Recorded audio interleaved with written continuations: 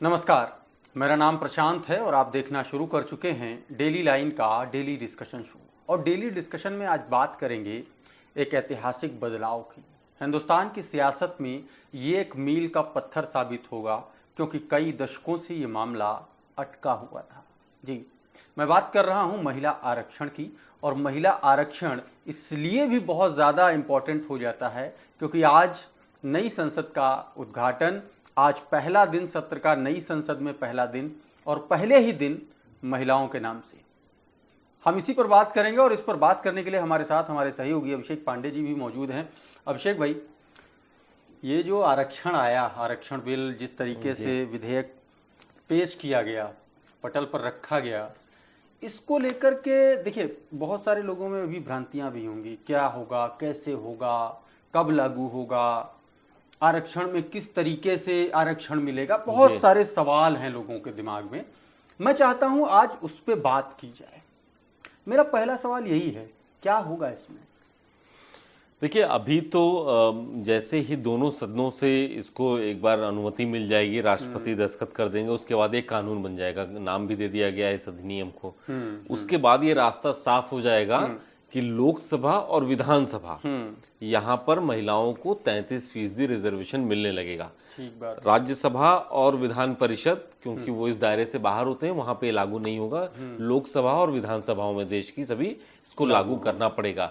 और इसके लिए एक लंबी प्रक्रिया, चुनाव आयोग को भी इसमें शामिल करना पड़ेगा। चुनाव आयोग से भी पहले हमको लगता है कि एक आयोग बनाया जाएगा जो इस रिपोर्ट के आधार पर, इस कानून के आधार पर पहले देखेगा, अनुपात देखेगा कि हर लोकसभा सीट का परिसीमन का स्टेटस क्या है, वहां पर अब महिलाओं की आबादी कितनी है, रिप्रेजेंटेशन कितना है, उस आधार से सिफारिश होगी। जैसे अभी कुछ दिन पहले उत्तर प्रदेश में आपको याद होगा कि निकाय के चुनाव हुए थे, तो मामला कोर्ट तक पहुंच गया, क्योंकि बिना आयोग के रिकमेंडेशन के चुनाव की डेट्स घोषित कर दी गई थी। तो बाद में चक्र के हिसाब से कि किस लोकसभा सीट पर कौन सा किसका आरक्षण लागू होता है, इसके लिए चुनाव आयोग को एक कोशिश करनी पड़ेगी और उस हिसाब से उनको अपना नोटिफिकेशन जारी करना पड़ेगा। जनगणना करानी पड़ेगी भाई, आपको जनगणना आप जब तक जनगणना नहीं कराएंगे तब तक आपको कैसे पता चलेगा कि किस लोकसभा में कितना वोटर है? और संख्या बल के हिसाब से ही तो आप रिजर्वेशन दोगे, कैसे दे दोगे? मान लीजिए कि आपने नहीं कराया और उसके बाद में ये हुआ कि भाई साहब ये जो लोकसभा थी इसमें तो 50% से ज्यादा महिला वोटर हैं, पुरुष वोटर 48% हैं। तो फिर वहां पर भी एक तरीके से महिलाओं, जी हाँ, बिल्कुल एक लंबी प्रक्रिया है। और अभी फिलहाल जो इस देश में जो जनगणना हुई है उसी के आधार पे ही सारे काम किए जा रहे हैं। 2026 तक वैसे भी परिसीमन नहीं होना है। डिलिमिटेशन एक प्रक्रिया है कि किसी लोकसभा क्षेत्र के कुछ हिस्सों को जोड़ के नया बनाना या फिर समाप्त करना, वो प्रक्रिया 2026। यानी ये पूरा कानून आप मान के चलिए कि अगर अभी से सारी प्रक्रिया शुरू की जाती है तो आने वाले वक्त में अगर लोकसभा का कोई चुनाव होगा 2029 में, तब शायद इस आधार पे किया जा सके। हाँ, बीच में राज्य विधानसभाओं के चुनाव हो सकेंगे, लेकिन अगर ये पूरी प्रक्रिया पूरी हो गई, तय समय में कर ली तो हो पाएंगे। एक सवाल और है, अभी जैसे मान लीजिए लोकसभा में 543 सीटें हैं, मेरे ख्याल से 81 या 82 अभी अपने सदस्य हैं लोकसभा में। बिल्कुल, महिला सदस्य। हाँ, ये मान लीजिए कि लागू हो गया, कहा जा रहा है कि जो 2029 का जब लोकसभा चुनाव होगा तो उसमें जो है ये जो 33% आरक्षण वाली बात है, जो पूरा सिस्टम है, ये लागू कर दिया जाएगा। मान लीजिए कि अगर वो लागू कर दिया गया, तब लोकसभा की क्या स्थिति बनेगी? कितनी महिला सांसद रहेंगी? कैसा रहेगा? अगर संख्या लोकसभा की यही रखी, बढ़ाई नहीं गई, लिमिटेशंस के बाद हो सकता है कि संख्या भी चेंज हो, लोकसभा सीटों की संख्या चेंज हो। अगर यही संख्या रहती है तो उस हिसाब से अधिकतम 181 महिला सदस्य न्यूनतम चुन के जरूर आएंगे इस 33% आरक्षण के बाद। उतनी संख्या रखनी है और राजनीतिक दलों की ये जिम्मेवारी होगी कि वो टिकट भी दें। हालांकि सीटें भी रिजर्व रहेंगी तो टिकट तो देना ही पड़ेगा उनको। तो 181 हो जाएगी ये संख्या। इसमें भी जो ये अभी प्रस्तावित है, जो कि पेश किया गया है बिल, जो कानून की शक्ल लेने वाला है, इसमें महिलाओं को जो आरक्षण मिलने जा रहा है, SC ST महिलाओं को रिजर्वेशन विद इन रिजर्वेशन देने की व्यवस्था कर दी गई है। हाँ, यानी इस देश में जितनी लोकसभा सीटें आरक्षित है SC ST की, उसी SC ST की उन्हीं आरक्षित सीटों में से महिलाओं को रिजर्वेशन दे दिया जाएगा SC ST कोटे का। यानी अलग से फिलहाल उनके लिए जो रिजर्व सीटें हैं SC ST की, उसके बाहर ये दायरा नहीं जाने वाला है। मतलब ये है कि जैसे SC की लोकसभा की 84 सीटें अभी मौजूदा परिस्थिति में 84 सीटें रिजर्व हैं और ST की 47 सीटें, अगर मैं गलत नहीं हूं, रिजर्व हैं। तो उन 84 SC और 47 ST सीटों में से 33% आरक्षण मिलेगा।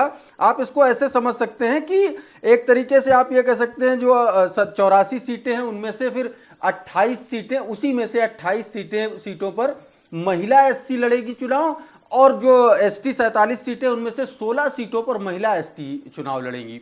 तो ये एक बात है। एक सवाल और है, चूंकि विपक्ष ने इस पर हंगामा भी किया कि OBC के साथ में इतनी जो है एक तरीके से कह सकते हैं उनको किनारे क्यों कर दिया गया, उनको क्यों पीछे किया जा रहा है, उनको कोई इस आरक्षण वो में मांग कर रहे हैं कि OBC के लिए भी इसमें महिला OBC वर्ग के लिए भी सीटें अलग से होनी चाहिए। हालांकि देखिए ये मामला बहुत पुराना है, 27 साल से चल रहा है। 2008 में जब मनमोहन सिंह की सरकार थी, UPA की सरकार थी, उन्होंने इसको सेलेक्ट कमेटी में भेजा था। जब बात नहीं बनी तो सेलेक्ट कमेटी में भेज दिया गया। वहां पे स्टडी होने के बाद मामला 2010 में जब टेबल किया गया राज्यसभा में, तो वहां पे समाजवादी पार्टी और RJD ने विरोध कर दिया था, इसीलिए लोकसभा में नहीं आया।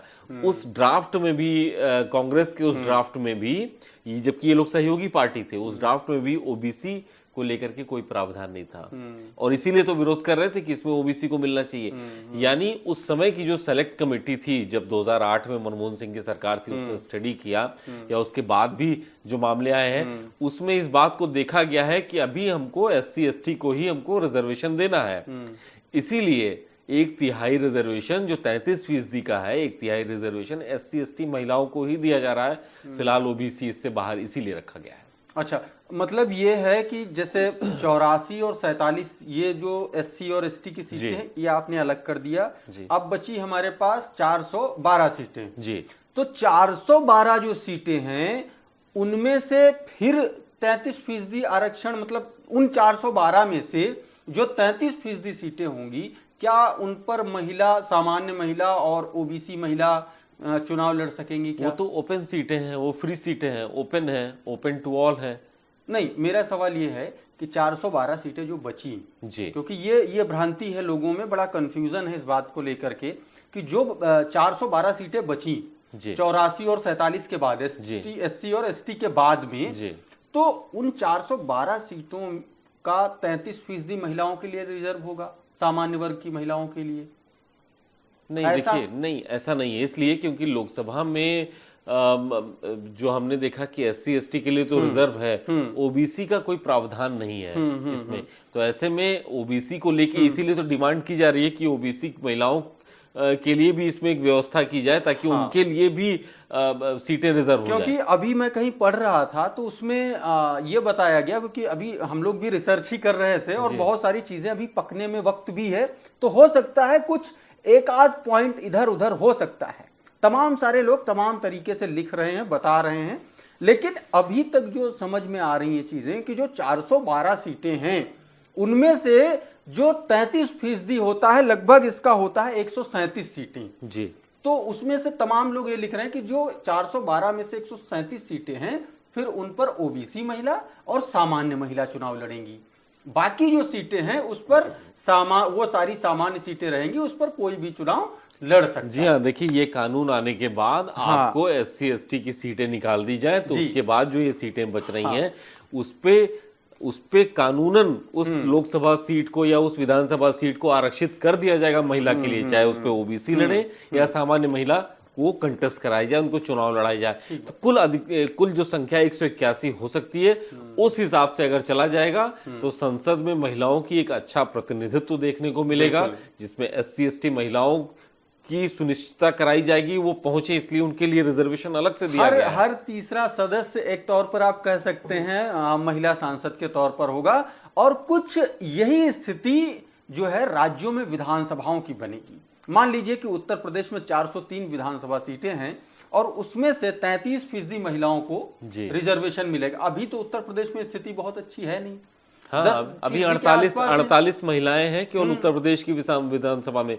403 में सिर्फ 48 महिलाएं विधानसभा में हैं, और ये आप सोचिए नेशनल एवरेज से भी कम है। बिल्कुल। अभी मेरे परसेंटेज पास कम ये है। नोट है, इसमें दे रखा है कि बिहार में 10.70%, छत्तीसगढ़ में है 14% से ज्यादा महिलाएं हैं, हरियाणा में 10%, झारखंड में 12.5% के आसपास, पंजाब में है 11%, राजस्थान में 12% है, इसी तरीके से उत्तराखंड में 11.43% और उत्तर प्रदेश में 11% महिलाएं इसमें बताई गई हैं।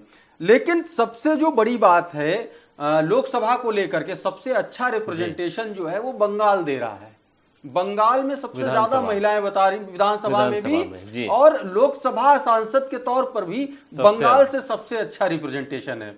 तो ये एक अच्छी बात है, क्योंकि बंगाल जो है एक तरीके से कह दें जो जेंडर इक्वालिटी के तौर पर हमेशा से आगे रहा है कई मायनों में। देखिए इसमें आपको वर्ल्ड वाइड इंडेक्स को भी देखना होगा। हाँ। भारत एक बड़ा लोकतांत्रिक प्रक्रिया वाला देश है, लेकिन वर्ल्ड इंडेक्स में अगर देखा जाए तो बहुत पीछे हम आते हैं।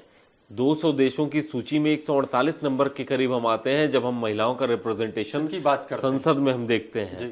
पाकिस्तान हमसे ज्यादा, वहां नेशनल असेंबली में 60 सीटें रिजर्व हैं, बांग्लादेश में 50 सीटें रिजर्व हैं, नेपाल में आरक्षण लागू है महिलाओं के लिए। तो भारत की भी इस डेमोक्रेटिक सेटअप में महिलाओं की एक उचित भागीदारी हो, अच्छा रिप्रेजेंटेशन हो, इसके लिए ये कदम अच्छा कदम माना जा रहा है।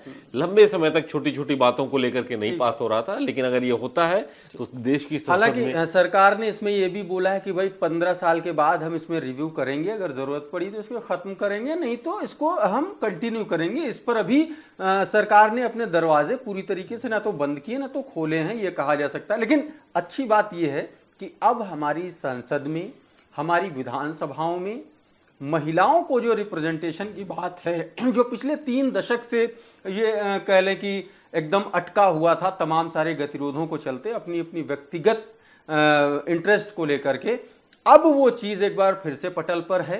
उम्मीद की जा रही है कि ये पास होगा और पास होने के बाद बिल का रूप अख्तियार करेगा और हमारे देश की संसद में और राज्यों की विधानसभाओं में महिलाओं की उचित भागीदारी अच्छी जिम्मेदारी के तौर पर देखने को मिलेगी।